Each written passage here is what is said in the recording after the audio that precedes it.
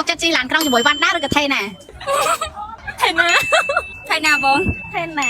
មិនបានចូលថេណា អាយដល ថេណា វ៉ាន់ដាបងវ៉ាន់ដាបង មិនចាំអូន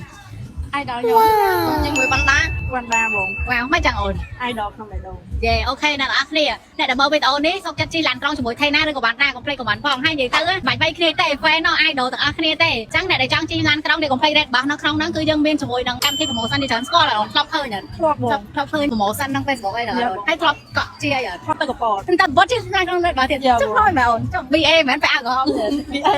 អូខេហើយសម្រាប់ការប្រើប្រាស់ app red របស់ស្រួលប្រើអត់ សួរបង អញ្ចឹង ចាឲ្យ10ទៅ10បាទ